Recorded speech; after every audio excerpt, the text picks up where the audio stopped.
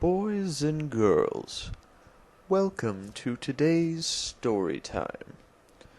Today we shall be exploring the tale of a goat named Bjork.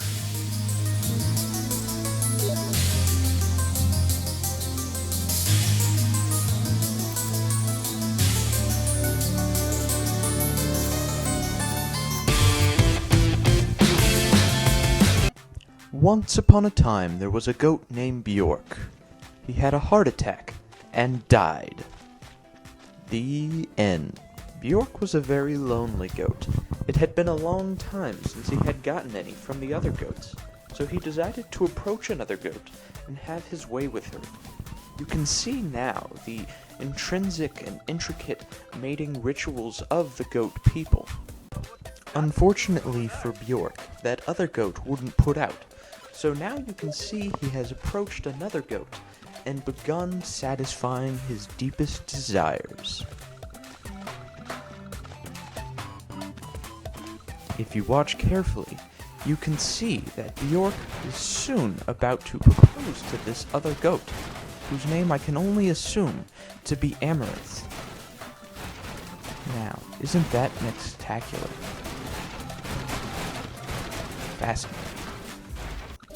Now that Bjork had discovered the secret to goat flight, he can easily reach his one true home at the top of a tree and die.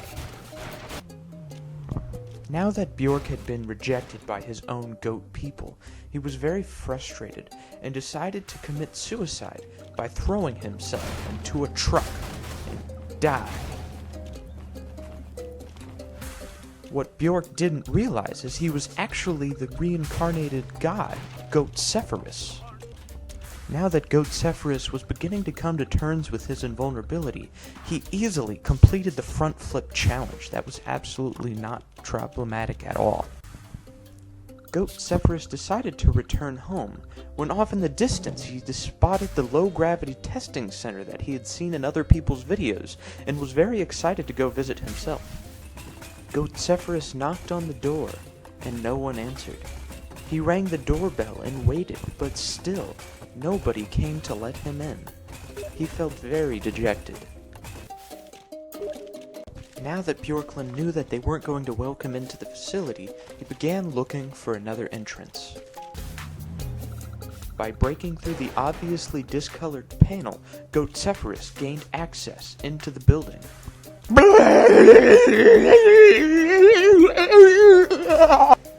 Now that Goat Zephyrus had escaped that infernal contraption, he decided to take his rage out on this stack of boxes. Low-gravity testing center indeed, Goat Zephyrus. Goat Zephyrus thought to himself as his corpse slid across the ground, "I knew that this was Tony Hawk Goat Skater all along." All that time spent in the low-gravity testing center really built up Goat Zephyrus' appetite, if you know what I mean. So much so that his head began to extend into another dimension. Goat Zephyrus thought that now would be a good time to relieve his stress by playing a healthy game of Pac-Kong. You can see now he's going for the high score. He's got it. Good job, Goat Zephyrus. Goat Zephyrus began to question, what kind of monstrous creatures are these that walk my streets? There, in the distance, one of these creatures began running, as if to escape from Goat Zephyrus' wrath. Goat Zephyrus began his pursuit, until eventually he cornered him at the trampoline. Goat Zephyrus stopped for a moment, and thought, is this creature dead? But no, he stands back up, it jumps onto the moon, and disappears, and Goat Zephyrus had never seen such a creature as this. "I'll save you," Goat Zephyrus cried. "I will come find you." Goat Zephyrus questioned whether or not such a fall could... What the fudge is going on? Goat Zephyrus thought to himself, why should I contain my wrath to these one people? Why should I not share it with the world? Goat Zephyrus knew that these were monsters, but still he felt remiss, and questioned for what reason that these people deserved to die. seeing that the truth was that they did not want penis-shaped food, he thought, "Hey baby, I will give you some penis-shaped food." For some reason, Goat Zephyrus felt very frustrated and angry that the humans could not see his point of view.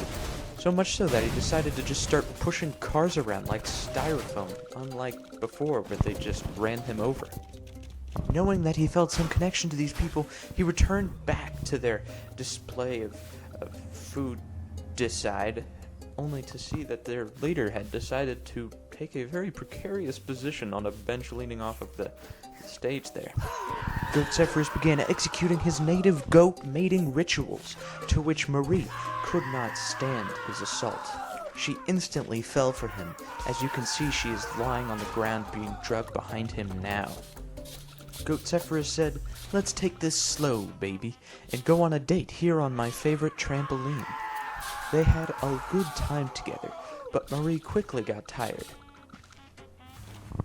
Goat Zephyrus took Marie to the water park instead, where they could go down the fascinating water slide that he had envied for so long, only to be bounced back up to the top of it, where they could go down it again. Goat Zephyrus had been peacefully enjoying his life with Marie, until one day the other goats became jealous and wanted to take Marie from him. Goat Zephyrus knew that he would have to defend his rights against the other goats if he ever wanted to keep Marie's hand. After some brutal combat, Goat Zephyrus was knocked into another But Marie had fallen so deeply in love with Goat Zephyrus that she would hold on to him despite his outrageous defeat. Now that Goat Zephyrus and Marie had decided to settle down, they needed a home. "Here it is," Goat Zephyrus cried, "our final resting place." Marie said, "Look at this beautiful jumping pad. Let us make love in the air to consecrate this glorious moment." Returning to their home, Goat Zephyrus defied gravity to walk right up a wall because he's actually Spider Goat this whole time. Now that Marie Jane had discovered Spider Goat's true identity, she fled from Spider Goat's tongue. Spider Goat saw her in the second floor window. "I'll come save you, Marie Jane. Hold on, I'll be right there. Dr. Octagoat doesn't stand a chance." Climbing the stairs into the second floor, Goat Zephyrus Spider-Man knocked Marie Jane into another dimension. His worst fears were coming true. He couldn't find her. She wasn't in this room at all. He had to escape now before Dr. Octagoat could destroy Marie Jane. He walked out of here to find her, only for him to be finally reunited with Marie Jane, where he was then knocked into the ceiling, where he would spend the rest of his life. The end.